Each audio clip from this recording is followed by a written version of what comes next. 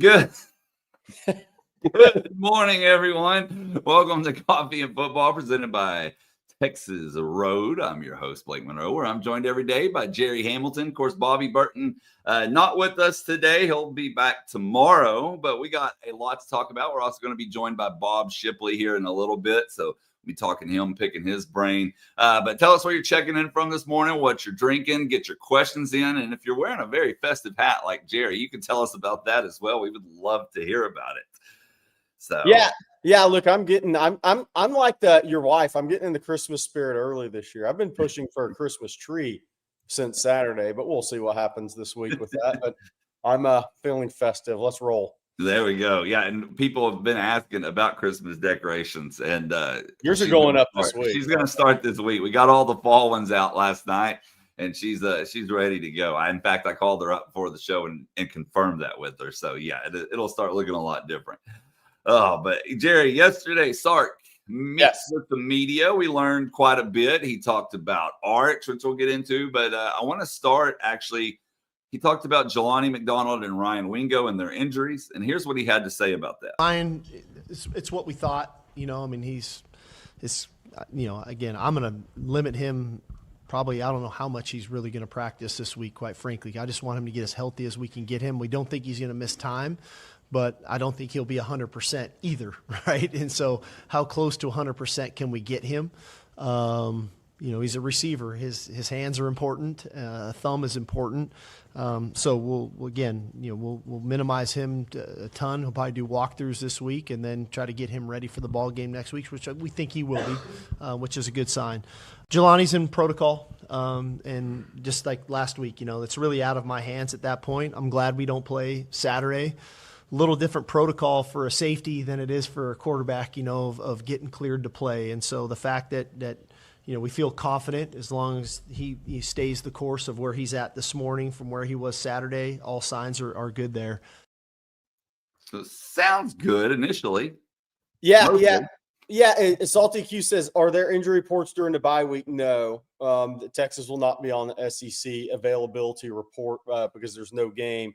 But yeah, I know behind the scenes we've heard positive for all those guys, and barring setbacks, right? I think all those guys are very likely to be ready to go. Look, if Vandy was all hands on deck game, what do you think Georgia's going to be in 2 weeks? It's like extra all hands on deck next week. So I expect all those guys to play, and I expect everything to be. And somebody asked if there's a different protocol for a quarterback, because Sark kind of talked about that versus a Jelani McDonald. Technically, the protocol is the same, but those guys have a lot more collisions. That's pretty funny. A lot more head-on-head collisions, right, and are more susceptible to repeats. So that I think that's where that was coming from. But the concussion protocol is the same for any athlete. Yeah, and we still, from my understanding, correct, Jerry, that Michael Taft most likely back next week. Yeah, that's the expectation is that he'll be back for Georgia. That extra week to heal, coming off of his injury. So yeah, I think this is an extra, like I said, extra all hands on deck game. I think everybody will play unless somebody has a practice injury or some setback. Well, one of the other things that he was asked about is Arch's progression over the last few weeks and how, he's gotten a little more accurate and what all has went into that. And so Sark actually gave a pretty lengthy answer on this one, and I'm going to play that for you next. Feels a little less anxious, feels a little more calm, feels a little more poised. I think also he feels a little more protected. I mean, everybody likes to throw the ball when you're not about to get hit. I mean, that feels better. But yet there were moments when he was going to get hit and he delivered beautiful passes. The touchdown to Emmett in the back of the end zone, he knows he's getting ready to get hit, and he delivers a beautiful ball to Emmett for a touchdown. But I just think overall confidence. In credit to Arch, he's worked at this. This has not been a smooth sail, easy ride, but he stayed committed to his process and his ability to prepare week in and week out. I think he's trusting it more. I think rapport with the receivers has been helpful. He's getting to secondary reads better than he has. And so all in all, he had the one scramble Saturday where he really didn't even need to scramble on that ball. He had an ability to check the ball down to Trey Wisner, and he wouldn't even have to scramble at that point. So minimizing some of the hits, standing upright, delivering accurate passes, and being efficient on first down, but also being efficient in 3rd and 1 to 6, 3rd and 1 to 7, I think is a way he's learning, man. That's a little easier way to play than playing 3rd and 12, 3rd and 13 football where you're having to throw it down the field, and now you're getting all the exotic blitzes, and now it's tougher on the O-line, and now you're taking even more hits and having to maybe force a few throws. There was not a throw Saturday where it felt forced. Even the ball to Parker over the middle I thought was a good read, good timing, would have been a hell of a catch. But I thought he threw the ball on time to the right people Saturday. Yeah. Like I said, that was definitely one of the more lengthy answers he gave yesterday. He was fired up that arch a little bit. Oh, yeah, I'm going to get that out. Benji, I need that sweatshirt. I noticed, too, I watched Kirby's press conference yesterday headed into the Mississippi State game. Seems like Nike sent out the new sweatshirt collection for the coaches. So I don't know if have those been – I haven't seen those on sale already. Well, actually, I think someone asked Chris Del Conte on Twitter, if I recall correctly, if that was available. And he said that, yes, they are available for public sale. So it's not just like a coaches or players edition. They're bringing out the new product for this year. Yeah, you can get them from my understanding. Yeah. And look, on Arch, I think the big thing is, look, I've been on – and I'm not changing. I think a lot of it was 90% of it was mental. It was a golfer that couldn't find the fairway, the guy that couldn't make the 3-foot putt. And he got into some more mental. It's not physical with Arch Manning. Like I watched the guy, I saw him in high school. I know where his talent level is. It's all here. And a lot of people say that's my problem too, but his in games was all here. And it's not a talent issue. It's not an ability issue. Now, it can be that way for a lot of athletes, and they got to get past it. But I think the biggest thing for Arch through all this, and look, there will be another tough game for him this year. I don't expect to see 25 or 33 for 330 the rest of the year. I just don't. He's got a tough road game coming up in 2 weeks against the best group of linebackers that Texas has seen this year, and those guys are going to be hammering the A-gaps with blitzes, and they're going to really try to disrupt him. So it's not all going to be easy for him. But I think the biggest thing, and it shouldn't be a surprise, is it's a process-oriented family. They're process-oriented through his development. They're process-oriented through his recruitment, his decision-making for college. And it's not like they're going to – Arch, if he's struggling, is going to leave a process. They're going to stick with the process. I mean, he's got really good people around him. David Morris, QB country, who he's trained with for years, who obviously was roommates with Eli at Ole Miss or good friends with Eli at Ole Miss. You have Peyton and Eli. You have Archie. You have a quarterback family around you, and it's all about sticking with the process during the struggles and the hard times. And there was no doubt that there was not going to be the panic in the Manning camp and leave a process of what they feel like is best for him and what has worked for them and in the past. And that's just the way it's going to be. And that's the toughest thing, I think, for a young athlete is to stay process oriented when things aren't going well. And you start second guessing the process. You start second guessing what you're doing. You look back, you start saying, am I doing something wrong? Should I change something up? But I think that sticking with your process when things aren't going well is the most difficult thing in sports sometimes. And again, he's under more pressure than any college athlete I've ever seen. And it started his senior year in high school when it was a build up to tear down as a high school recruit. I've said before, it's the first time I've ever seen it. And I've said on here, I've been hard on him. I said, look, he's missing layups, and you can't miss layups and be a high level quarterback, but that's not really the same thing as the build up tear down of him. Just look at the article from The Athletic and now look at what people are saying 3 weeks later. And it's going to be the same. If he goes and struggles against Georgia, people are going to go the other way on him. Wow, now can you do it against the best competition in the biggest games? Because Ohio State went pretty and you didn't play well against Georgia. So it's going to be continuous with him. It's never going to stop. He has to do the best he can of blocking out the noise. But on the field, that was easily the best I've ever seen him play at Texas. There was one throw he'd probably like to have back in that game. You're not going to hit 95% of your passes. There was the one throw in the right flat that he probably were to right to the receiver on the right that he probably would have liked to have back. But outside of that, he easily played his best game at Texas. He was more confident, more decisive, quicker with his feet, getting the second and third reads, made really big-time throws. He made throws under duress. He played well under duress. And he was under duress. You're going to get hit. I mean, if anybody thinks Georgia's not going to hit the guy about 15 times in 2 weeks, it's probably going to happen. And so he's going to have to make throws and make plays under duress. And I think he's moving in that direction. And it was great to see him put back-to-back. And I know not the first 3 quarters necessarily against Mississippi State, but put back-to-back games together for the first time in his career. I think that's a big move in his process. Yeah, I was just looking at the passing chart here, Jerry. He really loved the right side of the field this Saturday. I think they like the matchups. I think they like some of those matchups. We talked about it going in. Now, what you can talk about, you like some matchups, but the flip side is Clark Lee said, well, our guys probably didn't tackle well in space. Well, Ryan Wingo's a good athlete. And one of the clips we haven't shown, which I am 100%, and I'm not going to change on this, is, Sark was talking about the speed at wide receiver and players trusting their speed and pretty much saying, hey, guy, we're faster than people think we are. And I'm the same way. It's I think the Texas wide receivers are plenty athletic enough. How many teams have Xavier Worthy that runs 4.21? There's a reason he's a record holder, right? You're not going to have those guys every year. But I think Texas has real talent and real speed at wide receiver. And I think about everything was going wrong that could, from their play to quarterback play to offensive line play early in the season. And it's hard for you to show your speed when things aren't really going well. But I think what Sark's done is getting the ball out the window quick so he can be a catch and run receiver. That's when he's at his best, catch and run. His run and catch has been too inconsistent this year. So how do you get him playing, maximizing what he can do? It's got to be more catch and run so he can use his size-speed combo and not leave it all up to run catch with him because he's been too inconsistent.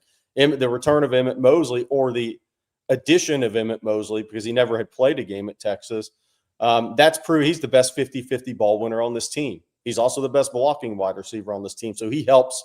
Him and DeAndre Moore together can help bust those catch and run opportunities for Wingo so he can show his speed. Early in the season, there wasn't enough blocking on the perimeter for anybody to show what they can do. So they've improved there. DeAndre Moore, I think people forget that he's a really athletic guy. He caught the hitch, broke the tackle, and ran away from Georgia guys. That's hard to do. I think Texas has a lot of talent and speed at wide receiver. Emmett Mosley is one of those guys that doesn't necessarily look like he's running fast, but he's gaining separation. I mean, they have multiple guys that can get over the top of SEC defenders. So they have plenty of speed. And I love what the way Arch has looked in the last game and a half, really, for him. I think if he can carry over 90% of that to Georgia, Texas is going to have a real shot to win the game. Well, we're about to bring on Bob Shipley here in a moment. But first, Jerry, I'm going to tell everyone about Texas Road this morning. And let me tell you about our friend Rick Vavro and the guys at Texas Road. It's your full-service solution for major road projects in the great state of Texas, with the full support of multiple crews performing utility, dirt work, concrete, and asphalt. Texas Road provides on-site concrete through volumetric trucks for smaller volumes. They're able to complete road building in a high-profile environment. Give them a shout at texas-road.com. Again, texas-road.com. I want to thank them for sponsoring each and every Tuesday right here on Coffee and Football. And with that said, let's bring him in. Good morning, Bob. How's it going? Hey, what's going on, guys? How y'all doing this morning? Festive, Coach. Ho, festive. Ho, ho, ho. I have some responses to that, but we better not. I got one. You want to hear a good joke? No, boy. Here, let's go. All right. Better not. You get Bobby mad at us this morning. It's too early in the morning for that. People will get offensive. Hey, Coach, let's get into obviously people have watched Lunch with the Coach, but what were your thoughts, kind of your takeaways? Now we're on Tuesday from the Vanderbilt game. Well, I just, I hate to sound like a broken record here because we've all been saying it since that game, but best game of the year for Arch, best game of the year for Sark, best 3 quarters. There are some people that say it was just bad breaks and just kind of in the fourth quarter, with a bad pass interference penalty and illegal motion putting us back. It was kind of a fluke. No, I think Sark took his foot too much off the gas and got a little bit conservative. I felt like we need to try to keep a 3-touchdown lead. That's what I was thinking when we got that. I go, we got to keep this 3-touchdown lead because our secondary is very porous today with those safeties out. And I just feel like that Sark finally was who I thought he was as a play caller. Unpredictable, aggressive, lots of movement, target to movement. Those quick screens outside, run those guys back and forth. Perimeter blocking was great. Get those defensive line tired. You get to the red zone, you run it. And I just thought that was a really, really good game call. And I feel like that the defense played great up front. Oh my gosh, did they play great? Mm-hmm.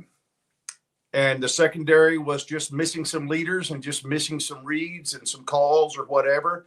And I kind of chalked that up to playing a lot of young guys back there, playing some inexperienced guys back there. And when you take your quarterback, All-American quarterback, out of that safety position, then not only does Taft line himself up right and make sure where he needs to be, make sure everybody else where they're supposed to be too.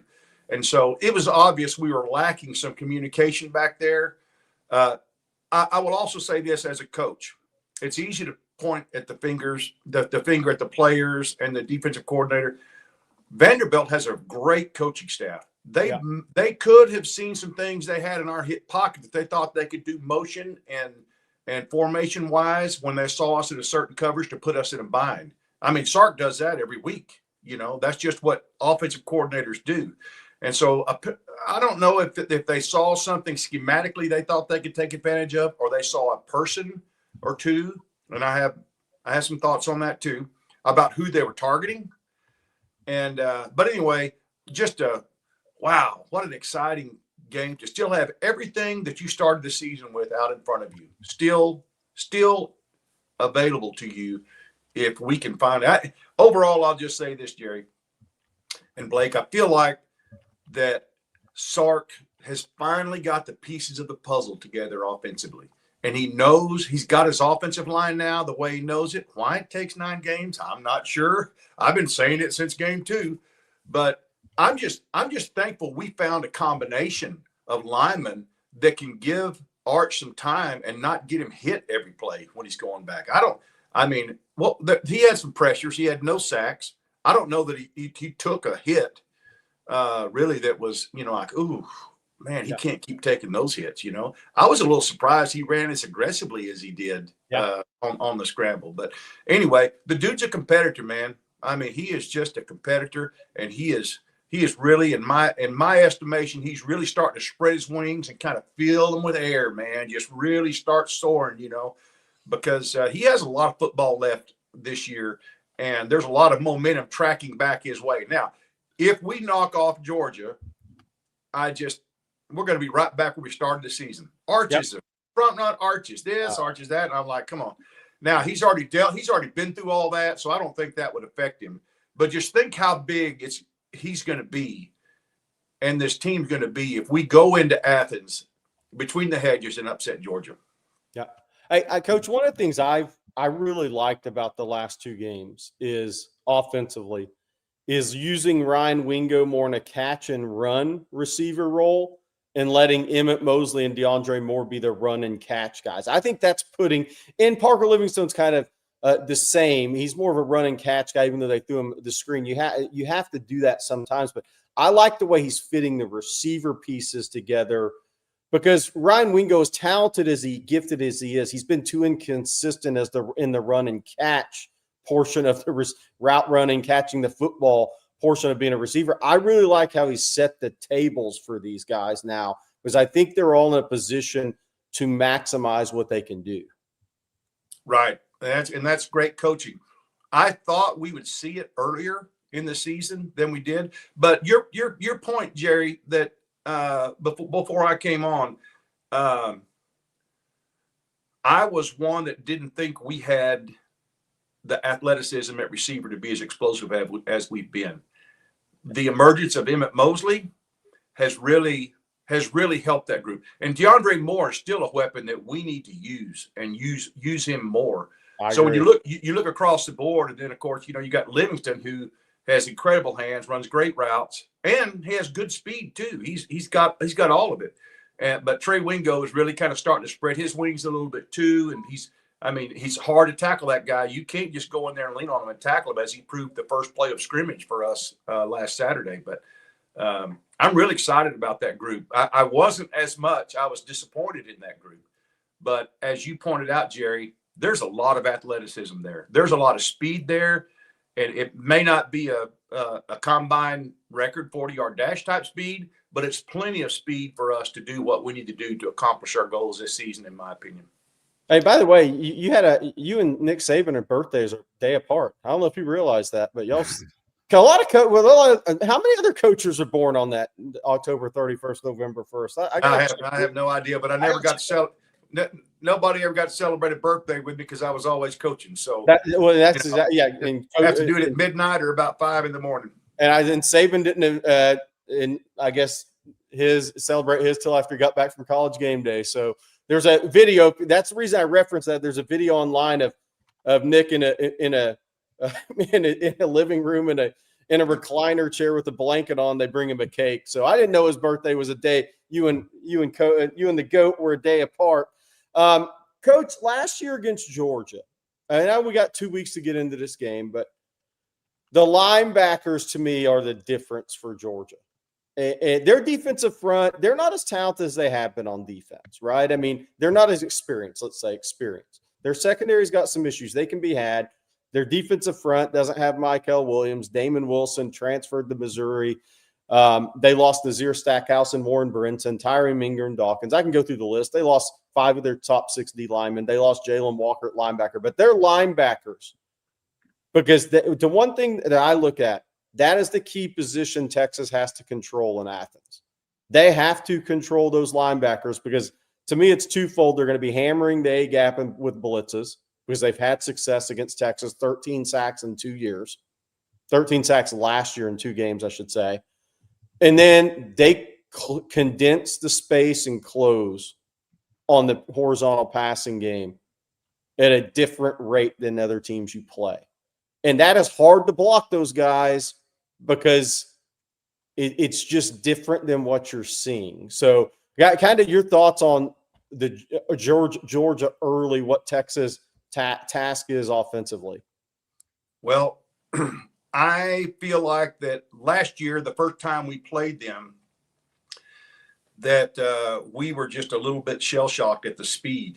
It was another level of speed that we had not seen. And the second time we played Georgia, I felt like, in fact, that, you remember we finally set Ewers. Coach finally set Ewers in that first game, because he just it was so fast, I guess. I'm not sure. Then came back the second time we played him, and Sark kind of had him figured out and had a better game plan, and Ewers was more relaxed and settled in. And I think you learn from that. And I don't know that anybody knows that defense as well as Steve Sarkisian knows it, and knows the weaknesses, and but he also knows that, he's going against a coach who you're not going to outsmart him very many times. You're not going to get him out of position very many times. He's going to be relentless in his defending your offense. So, I think it's a game we can win. I think the secondary may not be the level that it's been. And so I say you throw some wrinkles in from what you did last week. Your offense play should build off of one another. The problem is, Rod, we had a super chat last night, and somebody was talking about the fact that how that first pass to Wingo for the touchdown is an easy play to set up for the pump this quick screen and hit one of the blockers going downfield. I don't know that Kirby Smart's going to fall for the banana in the tailpipe, so to speak. But you can't, as one of our listeners texted in last night, you can't set up plays like that if you're not successful with the setup play. You know, we haven't been successful really with anything and consistent with anything. So I think you go back in and just test them out, see how they are against the stuff that we do well, and then have your wrinkles off of those. If you have some success, then that can lead to other branches of that same philosophy of play call where you can maybe take advantage of something else they're doing. Because if they're taking that away, if our receivers are blocking well and they still take it away, then they're giving you something else. Whatever the defense is trying to take away, that's the biggest thing that an offensive coordinator and an offensive staff has to figure out. Okay, where are they vulnerable? They're taking away the run. They've got to be more vulnerable in the pass. If they're taking away our perimeter screens, then they're going to be more vulnerable in the middle or whatever guys are screaming out there. You know, there's just a lot of different strategies that go along with what, and I think Sark is getting back. He's not at his best if he doesn't be able to piggyback plays off of successful plays, if that makes sense. I think one interesting thing about the Georgia-Texas game this year versus last year. Last year, Ole Miss played Georgia 2 games after Texas. This year, Sark gets to watch what Lane Kiffin did successfully against Georgia. I think that's just that's something we may need to talk about more, because Lane Kiffin showed Sark some, I think, because he played them. Not that I'm saying Lane Kiffin that shows everybody everything, but I'm saying the way schedule's set up. Lane Kiffin, I think, showed Sark just by playing them early. Hey, man, here's a couple of things you might be able to do against this defense this year and have success doing it. I think we're going to talk more about that game, but I just think that's something that's going to be interesting to see when we watch Texas at Georgia on November 15th. Do you look back and see any similarities to what Lane Kiffin did successfully against Georgia? Yeah, that's a great point.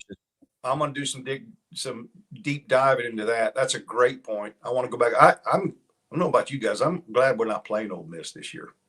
Yeah. In regular season, we're pretty hot right now, and that guy has the mojo to keep it going. Apparently, yeah, I think that's a great idea. I think that's a great point. And don't think for a second that Sark's doesn't have that game broke down and look. Yeah. And I don't know for sure. I think they have a good relationship. I don't know if in conference play you pick up a phone and call a guy or not. I'm not sure. I'm not sure what best serves Ole Miss, if Texas wins or Georgia wins. Yeah. So he may not be much help. Yeah. He would probably rather Georgia win, I'm assuming. Yeah. Hey, so Coach, we got to get into something else. Blake, the first college football playoff. Yep. Playoffs. The first college football playoff ranking comes out tonight. Yep. And Jeff Carey, give us your top 11, a few teams to watch out for. So I think Heather Dinich, Blake made her rankings pre tonight into this graphic.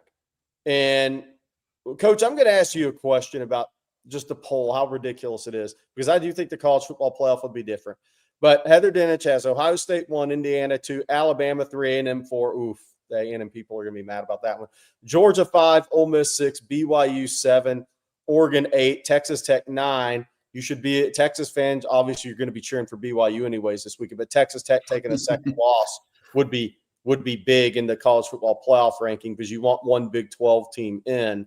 Notre Dame 10, Texas 11, Oklahoma 12. Obviously, that would leave, there's no ACC team in the top 12 and no G5 at large. So technically in this ranking, Texas is 13 and Oklahoma is 14, because an ACC champ and a G5 will get 2 spots. So I think, Coach, your thoughts on How in the hell does an AP voter have Oklahoma over Texas when Texas beat them on a neutral field and they have the same record?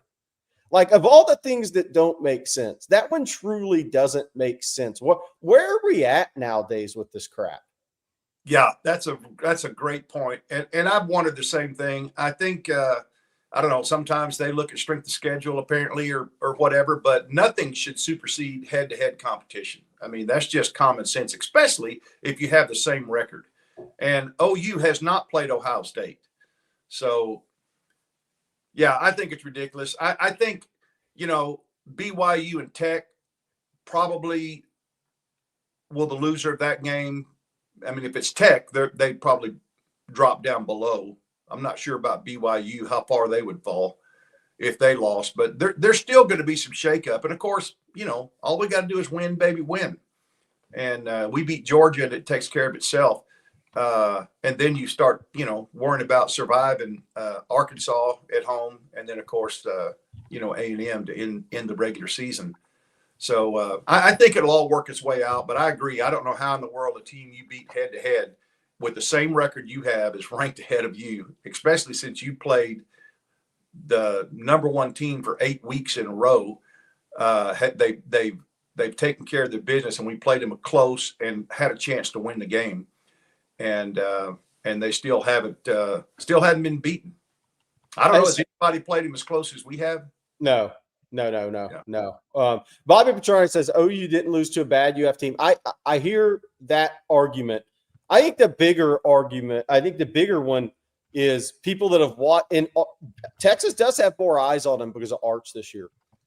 Texas has looked so bad, steaming poo on offense for most of the year. People just don't believe in Texas. I think that may be bigger than anything. So, they're like, well, Texas beat Oklahoma, but Mateer rushed back from injury, and if he'd been 100%, that would have been a different game because Texas just looked so bad so many times this year. And I do think the one thing I would hear if an AP poll voter said, I watched Texas against Kentucky, I watched Texas here and here and here, and they look just dreadful on offense, that I would say, okay, I hear your argument. But I would come back at those guys and say, head-to-head win at a neutral site game by multiple scores has to mean something. It has to mean something. And so I get the discussion points, but I think it's asinine. I'm just going to throw it out there. As far as the rankings, Blake, if you can bring those back up for the chat, where would you have Texas?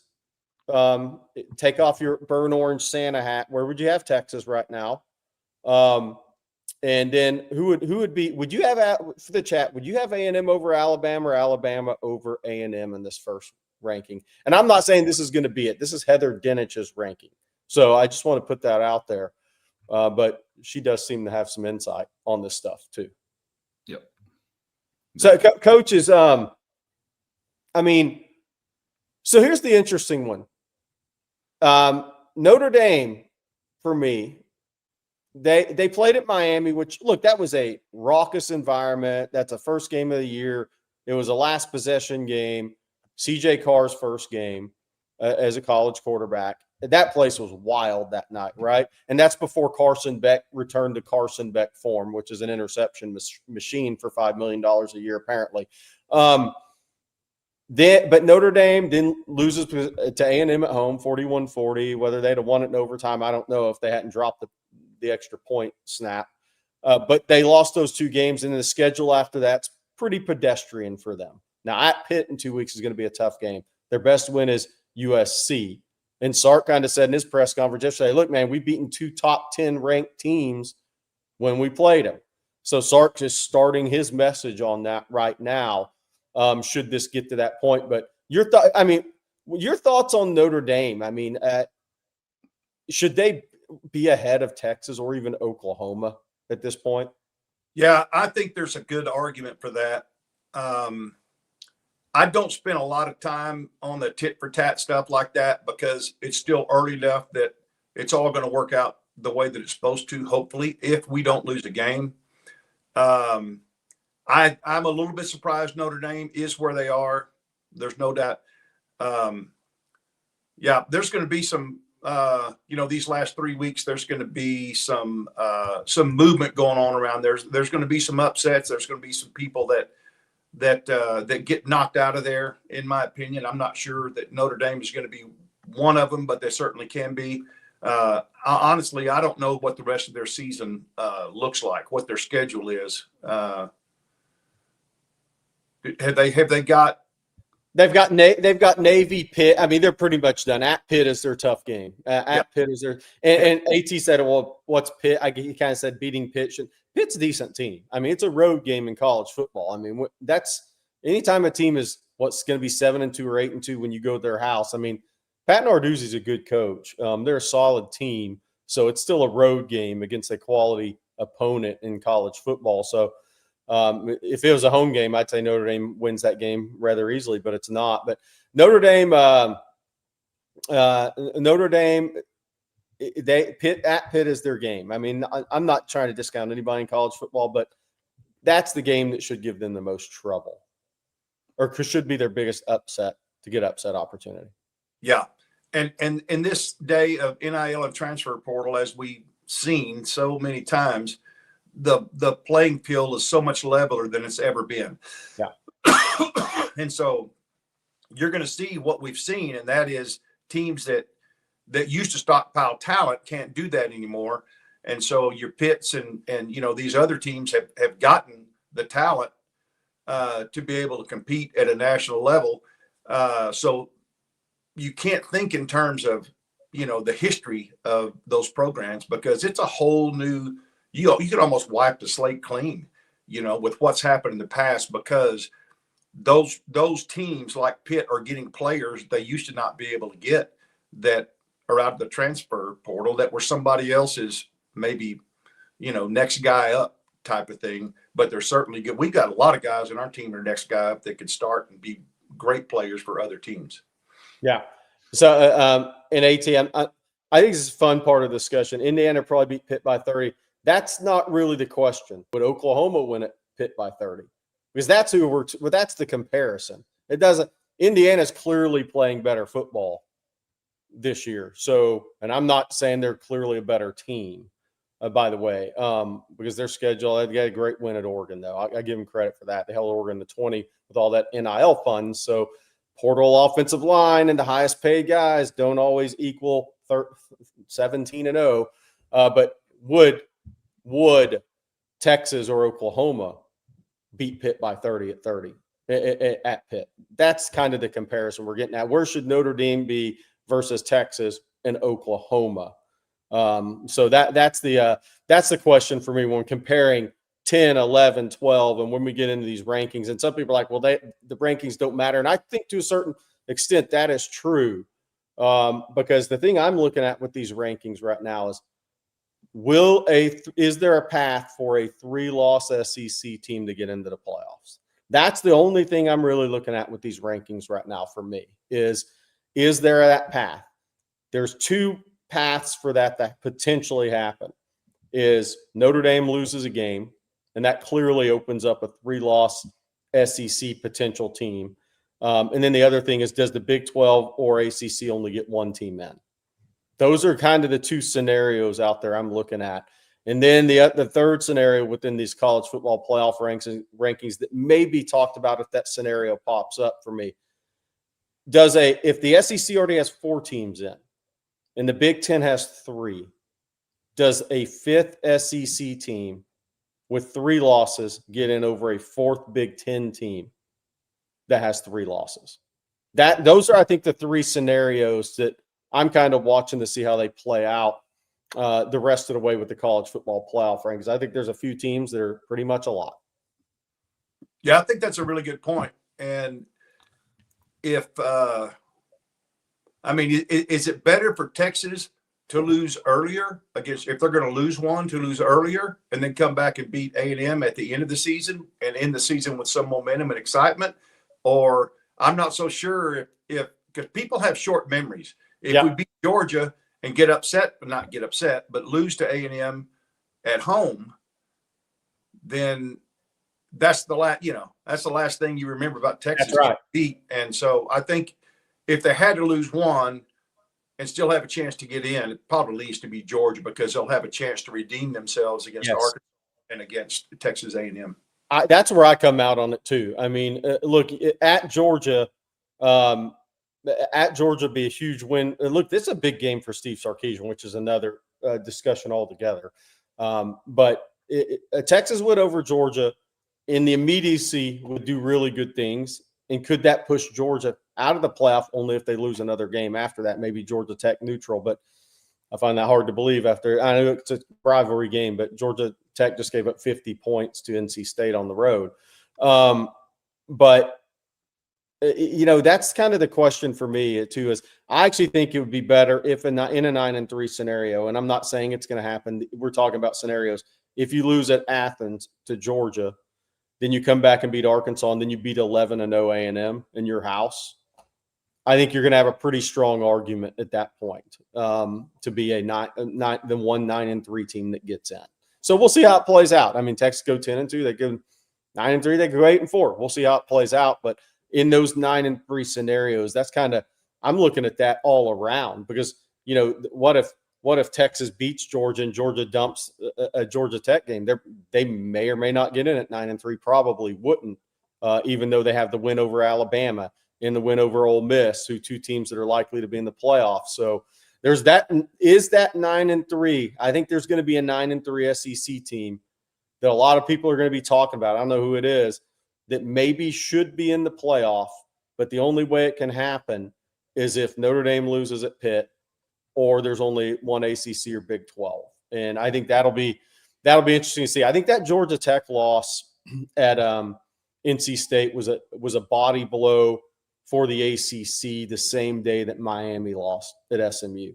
And I'm not saying Georgia Tech can't make it, but that's a body blow type of loss for the league, with hopes of getting two teams in. The ACC's best chance to get two in would probably be Virginia winning out, Louisville winning out. They end up playing in the ACC championship, and Louisville avenging the loss. I mean, there's 11-2.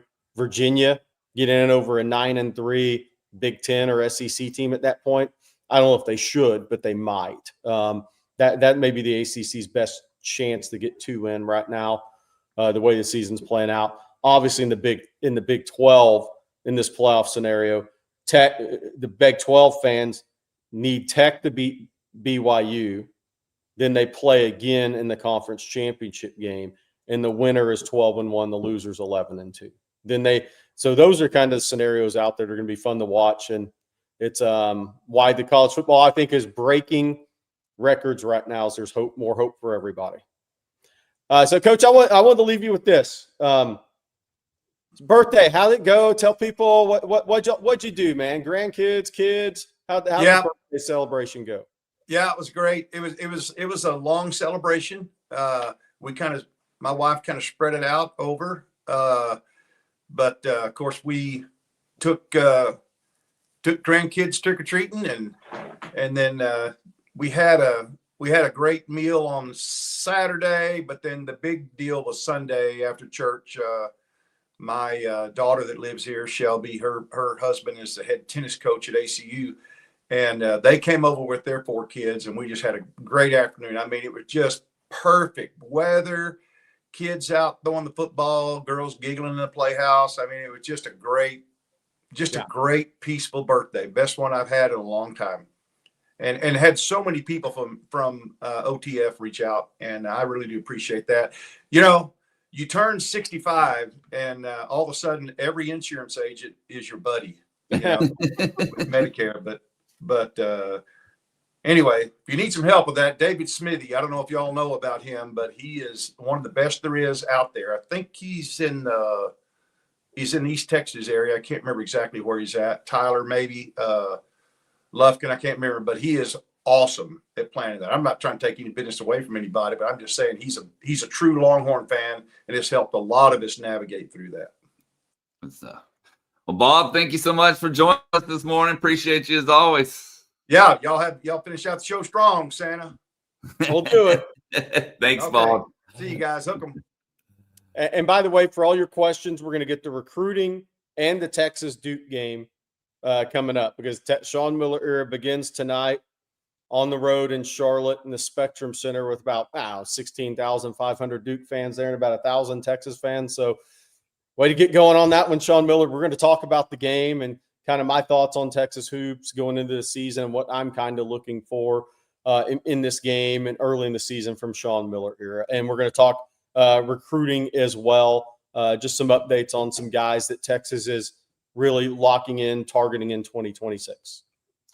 But first, I need to tell everyone about a couple of our sponsors. And let's actually start with Prize Picks this morning since we're talking about hoops, Jerry, because we make decisions daily. But on Prize Picks, being right can get you paid. And with football and basketball now here, it's time for you to make that money. Now, Prize Picks is simple to play. You're just going to pick more or less on 2 to 6 player stat projections.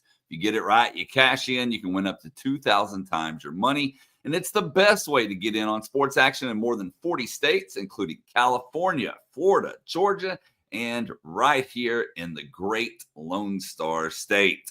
And tonight, we obviously have that highly anticipated Duke versus Texas game that Jerry was just talking about. So to kick the season off with the Horns, I'm taking Tremont Mark to have more than 11 points. Jordan Pope to have more than 11.5, and Duke's Cameron Boozer to have more than 19.5. So come join me on those picks or make your own in less than 60 seconds. Turn your sports opinions into real money. Download the Prize Picks app today. Use code ONTexas. They're going to give you $50 in lineups after you play your $5 lineup. That's ONTexas to get $50 in lineups after you play your first $5 lineup. And that's Prize Picks. It's good to be right. And I also want to tell everyone this morning about Mint Mobile. Man, Bobby loves him some Mint Mobile. You've heard him talk about it, but you know what doesn't belong in your college football or basketball plans? Getting burned by your old wireless bill. And while you're planning trips to playoffs or bowl games, maybe backyard barbecues or 3-day weekends for Texas football games, your wireless bill should be the last thing holding you back. And that's why you need to make the switch to Mint Mobile.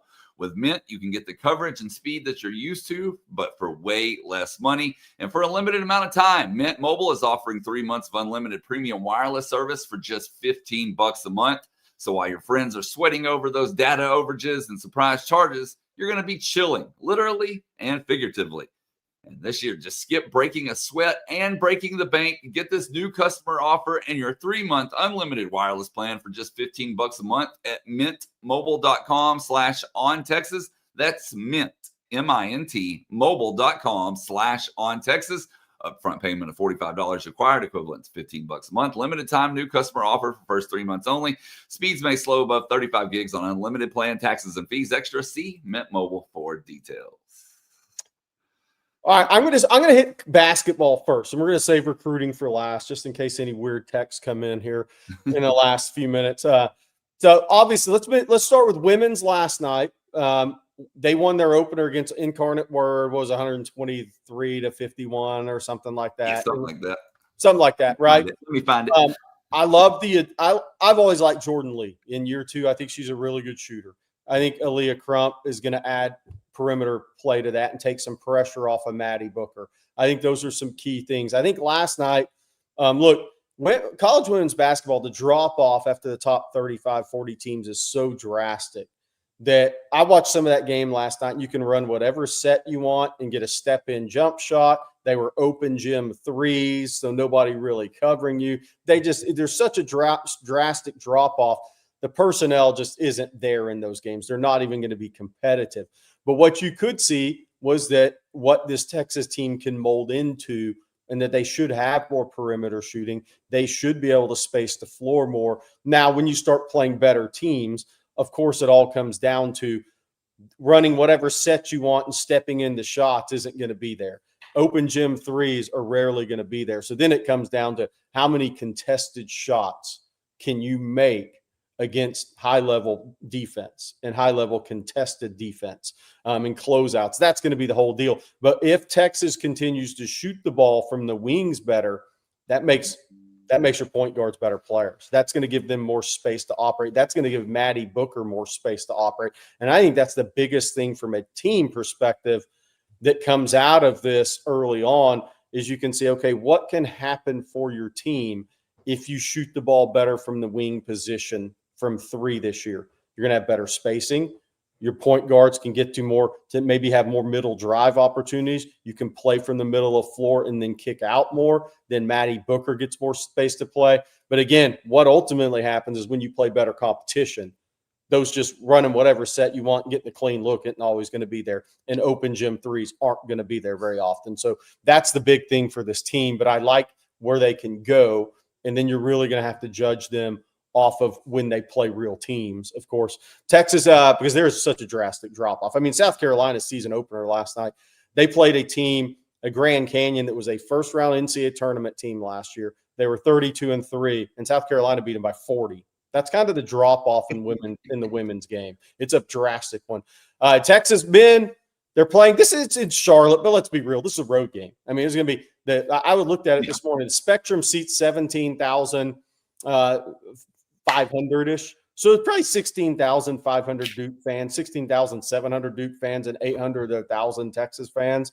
So it's a road game. It may not be in Durham, but it's a road game. That is what'll be interesting about this game is, look, Duke's an 8.5-point favorite for a reason. Texas has never beat Duke in the history of the program, by the way, 0-5. And there's a couple of ugly ones, J.J. Redick. We don't need to go back down that road with the black uniforms on, do we? Let's not. There's been some ugly games, right?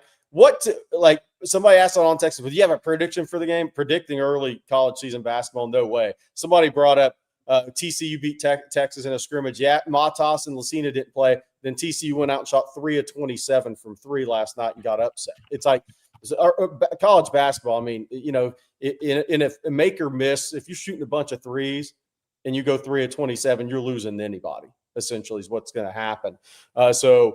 Texas tonight, what I'm looking for is pace of play, style of play, product. I really hope this game, and it should be, is played in the 80s. What I thought was great about, and I'm not saying Texas is this level yet. This is year 1 under Sean Miller.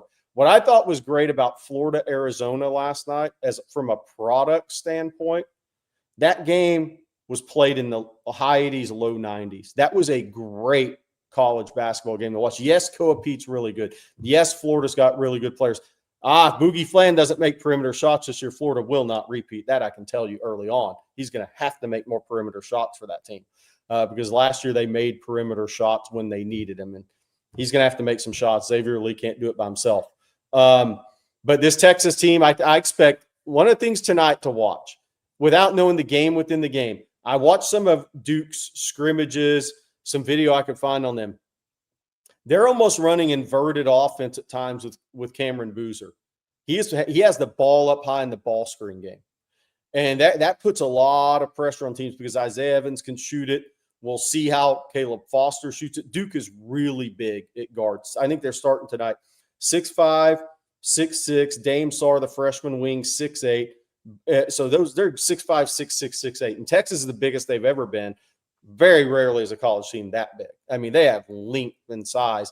How well Duke guys shoot it from 3, and I think they shoot it pretty well this year. Isaiah Evans definitely. We'll see where Caleb Foster goes with Dame Sarr's first college game, even though he has pro experience. The guys off the bench, Harris for them, how well they actually shoot it. They're expected to shoot it really well. But Dalen Swain who's a really good all-around player, has the toughest task tonight because I think he's got to guard Boozer a lot. And when I say guard him, he's got to guard him without being in foul trouble because he's a really good playmaker for this team. So can Dalen Swain guard Boozer enough and stay out of foul trouble and challenge him enough is going to be big in this game for me. Obviously, Matas and Lucina didn't play in either scrimmage. They were held out. Matas had an ankle injury. He's been practicing. Lucina had some soreness coming off the knee, as you'd expect, right? When you get back on the court and start going full.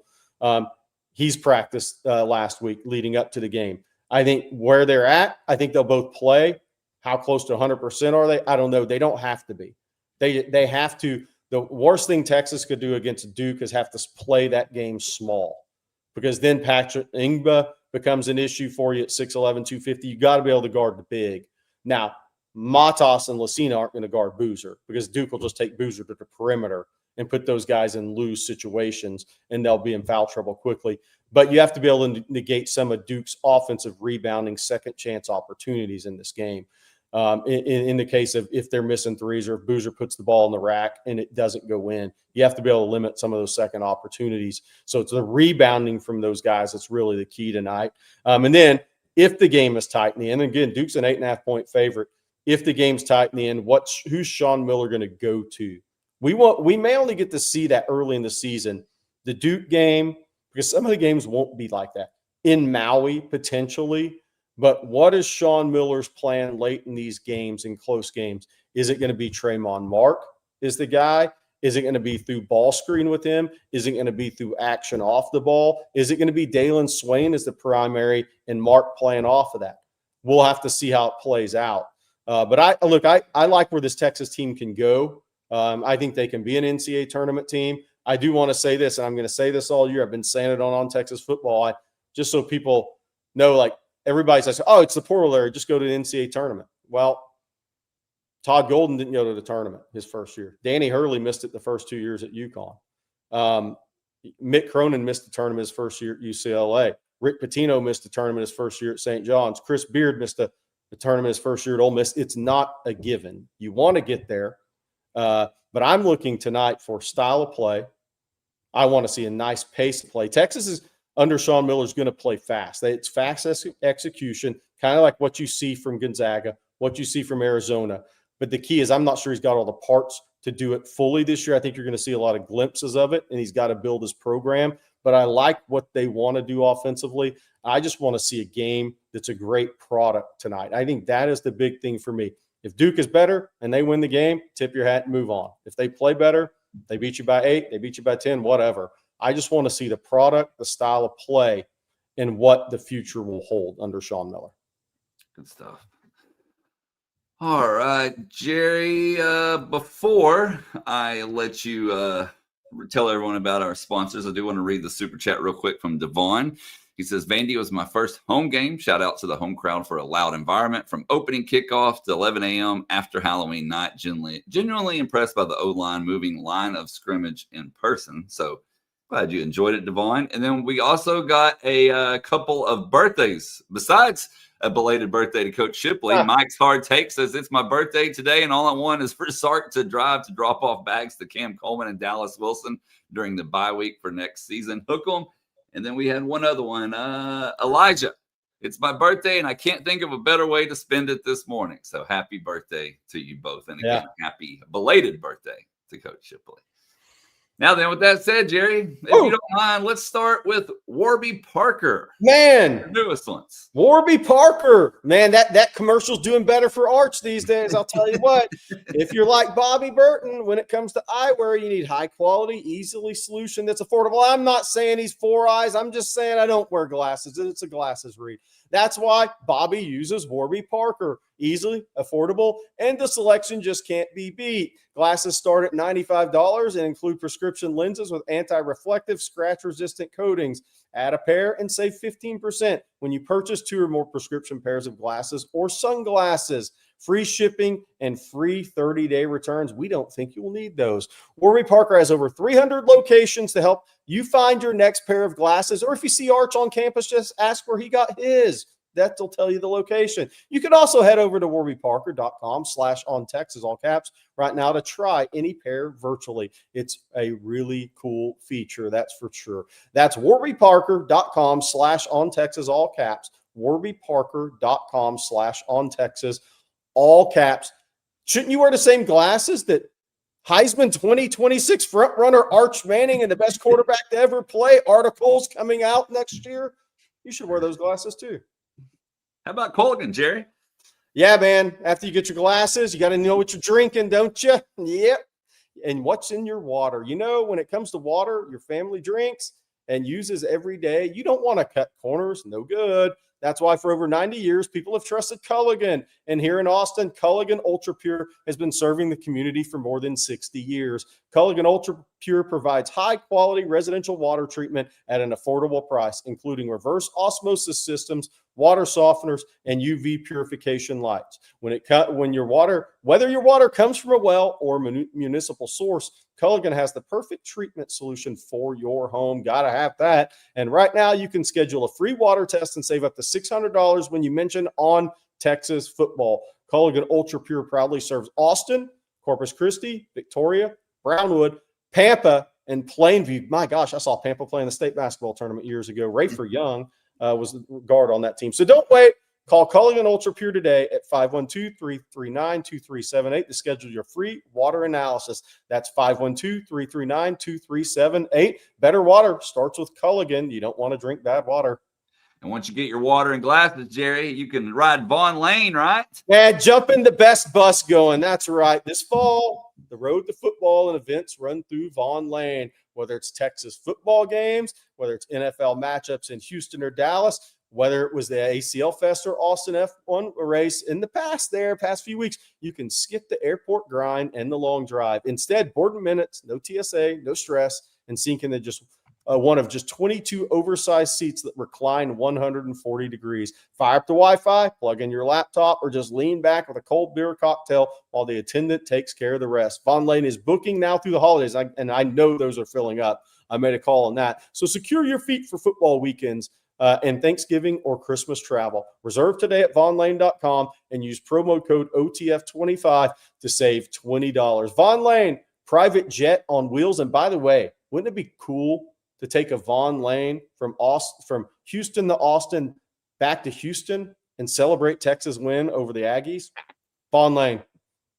My bad. I clicked the wrong button there. My apologies.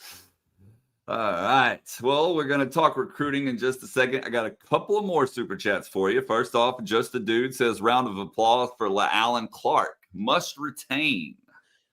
Yeah, I mean, he's got a good salary for his first year as an assistant coach. I think Alan Clark, what that's done, we talked about this in the offseason. Kenny Baker had a lot on his plate last year. He came in as the interior defensive line coach, but he also was the pass rush coach for the edges. And that's a hard thing to do year over year over year. So adding Alan Clark to this staff, I think, was really big in that. And I think there's a good synergy between the two of those guys. I think they do a good job teaching pass rush technique. I think they have the same ideas. So I think there's a good synergy there between those two guys. But it's definitely taken some off of Kenny Baker's plate, which I think needed to happen after last year. He took on a lot. And to have those extra set of eyes and have somebody working with the edges and that's a pass rush specialist all the time, I think you're seeing the dividends of that. Again, Texas leads the nation in sacks. They played one more game than A&M has. But it's kind of crazy when you look up and you see Texas A&M, and Oklahoma are 1, 2, 3 in the nation in sacks right now. Texas, I think, has a lot more because Anthony Hill's being used as a blitzer now. I think they had a lot more early on in the tank. I think those sack numbers could be closer to 40 right now, honestly. If Anthony Hill had been used in that role all year, I think he'd probably have 7 or 8 right now. And I think that also frees up other guys. But it's really good where this Texas defense is going from a pass rush standpoint. And they're going to go 40 sacks plus this year in the regular season, in my estimation. And then we got another super chat regarding the defense. Lock and Horn says, why the pass D decline? Lost 2 to the NFL, coaching turnover. What is it? Asked Lock and Horns. I think it's I'm not sure we're talking about this enough. So I think it's multiple things. I think the last game, obviously Michael Taff and Jelani McDonald being out at the same time were meaningful. Sark also mentioned all 4 starting DBs were out at one point. Did I lose a bet? I don't know. I don't really bet. I think it's talking about your hat. Oh, lose a bet. I won a bet. What are you talking? HEB has really good Christmas hats. I got this one and the one I wore yesterday. But as far as the secondary, I also think Texas is facing better quarterbacks this year. Texas did not face. We talked about this in the offseason. Texas didn't face much high octane last year. Oklahoma was really bad. Florida was hurt. They were on their walk-on third teamer. I can't even remember at this point. Kentucky had issues, right? At quarterback, they had to bring freshman Cutter Boley off the bench in that game. Oklahoma obviously was a disaster. Marcel Reed wasn't playing at the level he is now. So Texas had a much better schedule. Michigan had, y'all can remember that, versus Julian Sands, not even close, right? Texas actually played more competency at quarterbacks, which creates more competency in the passing game this season. So I think it's multitude of issues right now. But I think if Michael Taft being out for Vanderbilt's a pretty big deal, because from a communication standpoint. But then when Taft's out, Jelani McDonald goes down. Then as Sark said, all 4 starters are out for at the same time for a few snaps on Saturday. But again, that's not making excuses for blown coverage. That blown coverage can't happen at that situation at that time in the game. It just can't. So I'm not trying to make excuses. I think there's a multitude of issues though. And then one other super chat, Jerry, before we do recruiting. Dane here. Thank you, Dane. Says Michael Terry at H-back. He played tight end, wide receiver, running back in high school. He seems made for it. Would be great for Sark's play calls and interior blocking. Surprise, Georgia. Yeah, so Michael Terry in warm-ups Saturday worked at wide receiver initially, then some at running back. So he's obvious they're cross-training him. H-back, I think that'll be interesting to see where Texas goes in the spring. I don't unlike, does that make sense? Your idea, or is he as physical as Nick Townsend is? Because that role, you got to be a physical dude. You have to be a physical blocker. I think that is tailor-made for Nick Townsend. But I think Nick Townsend could bring so much as a downfield receiver too. He's going to be interesting. There aren't many guys that are 6'3", 250 that run 4.5, and he's one of those few. But is Michael Terry going to be as physical of a player on contact and blocking as a Nick Townsend would be in that role? That's kind of the question. I still think Michael Terry wants to be a receiver, by the way. So I think the spring, he's just never played it. He's got to develop. I think people have wanted to rush him onto the field. But he's a lot like Jelani McDonald for me. He's a tremendous athlete that had never concentrated on one position coming into college. And I actually think it kind of sucks for him that he's had to work at some running back due to injury, and then Jarrett Gibson leaving, because I think he needs a full year to just develop at wide receiver. He had spring in the season, just develop. Let's spend one full year at a position and see where it takes you. So I think he's came out of high school as a raw but very talented prospect that just has to develop at a singular position and see where it takes him.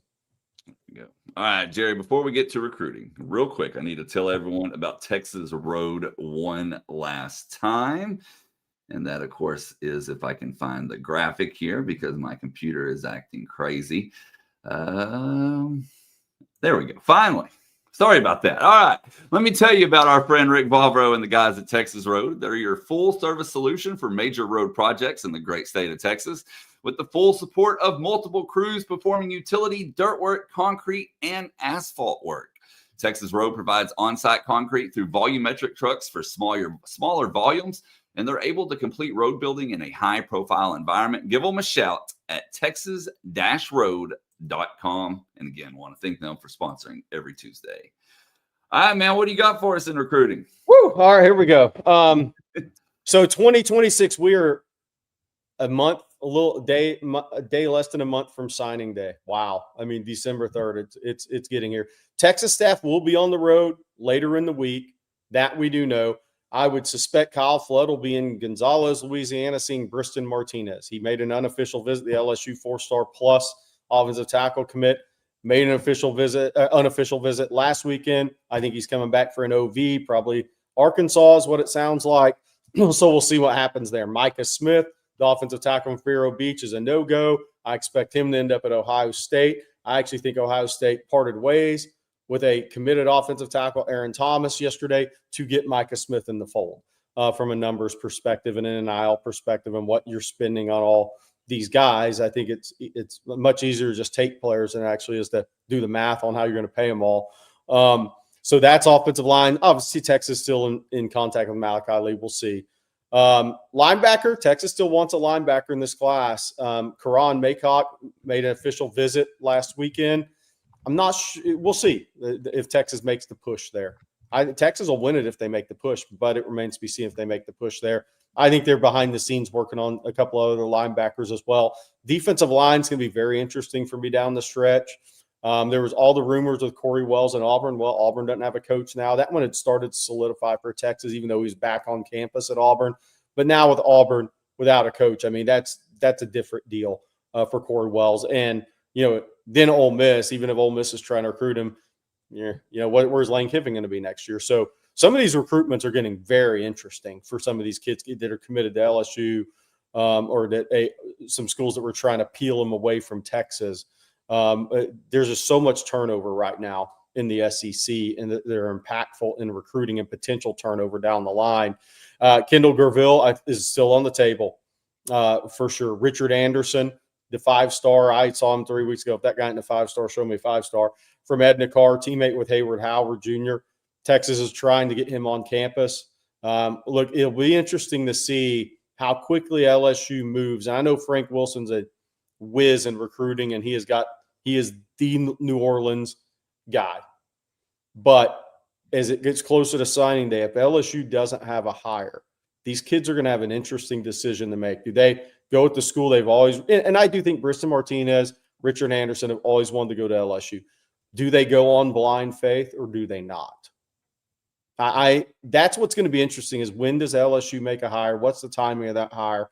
And who is it going to be? How's it going to be received? Texas continues to work on Kendall Gerville, the Florida commitment. I think pretty much Florida's trying to tell them, hey, our D-line coach is going to be here no matter what, which is poppycock. There's no way you can say that and guarantee that. If Lane Kiffin takes the Florida job, he's probably going to want his own guys or Chris Kiffin wants. I mean, come on. I mean, that's poppycock. But you got to try it in recruiting. It is what it is. But I think D-line will be interesting. I don't think Jamian Winfield's going to happen. I think he's sticking with USC. Will Lincoln Riley be back at USC next year? Let's see. There's all sorts of chatter out there on that one too. I think there's so much coaching turnover. The carousel's so wild this year. We're in for crazy times in high school recruiting leading up to signing day and the portal. Defensive back, Texas wants a DB. Teray Davis scheduled to be in for an Arkansas game, I believe. I don't think he'll be the only guy that Texas takes a look at. I think part of getting out on the road, remember, look back to this last class. Grayson Littleton was offered. This Texas staff's going to be on the road late in the week. It won't surprise me if there's not a couple of offers in 26 that come out of this. Could be a linebacker, could be a defensive back, could even be a defensive lineman. We'll see. Texas still working on Jalen Lott. We'll see where that goes. I think there's been some positives there. I think he's the number one high school receiver. People have asked, hey, Brian Hartline's hired at Penn State. What happens with the two modern day wide receivers committed to Ohio State? Who knows on that, right? Who knows on that? But Ohio State's still Ohio State, and those guys catch a lot of balls and score a lot of touchdowns and make a lot of NIL money and get drafted really high. So there's a lot going on with the recruiting right now in 2026. I don't think we've seen the end of the Texas offers in 2026. There's 21 commitments currently right now, ranked anywhere from 5 or 6 in the class rankings, depending on where you look. I think Texas could go as high as 26 or 27 in the class, or it could be as few as 24. So we'll see what happens. But then the positions, offensive tackle, defensive back, linebacker, defensive line, edge. People have asked about Jamarian Carlton. I'll say I do think Texas would take Carlton. We'll see if that happens. Texas is trying on Trenton Henderson. We'll see what happens there. There hasn't been much positive movement there. So we'll see what happens. But those are the positions we're really looking at as it comes down the home stretch. There we go. Good rundown for sure. All right, guys. Well, that's going to do it for today's episode of Coffee and Football presented by Texas Road. Want to thank them along with Mint Mobile, Prize Picks, Culligan's, Von Lane, and Warby Parker for sponsoring today's show. Tomorrow, we're actually going to have Texas baseball head coach Jim Schlossnagle joining us. So we'll be talking to him a little bit. Be sure to tune in for that. What do we have later today, Jerry? Yeah, well, it's a busy day. So we have recruiting breakdown. Jeff Howe, CJ, and myself will do that later. Tonight's going to be interesting. So we have live stream. I think we'll probably do a college football ranking show.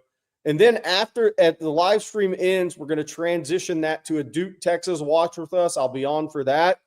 So it's going to be a fun, long day for producer Matt, long night for producer Matt. Sorry, producer Matt. We can't really control what's going on. But so a lot coming up later today. Tonight should be a fun night, whether it's on the live stream, the basketball watch with us, college football show we're going to record. There you go. That's why he's getting to sleep right now. Playoff show, yes. He has to get that sleep right now so he can be ready for the eventful evening today. Or later today, I guess I should say. By the way, don't forget to head on over to ontexasfootball.com. Use promo code OTFOG. When you sign up, you can get a full year for $39.95. Remember, we can't be on here all the time, but we are over there as well. So between ontexasfootball.com and the OTF YouTube channel, we got you covered around the clock. Of course, we'll be back. Look at you changing hats. Well, I'm turning out the lights. The party's over for the day. Well, we'll be back same time, same place tomorrow. Bobby will be back with us. And again, we'll have Jim Schlossnagel as well joining us for a little bit. So tune in for that. And for Jerry Hamilton and Coach Bob Shipley, I'm Blake Monroe, and we will see you tomorrow morning.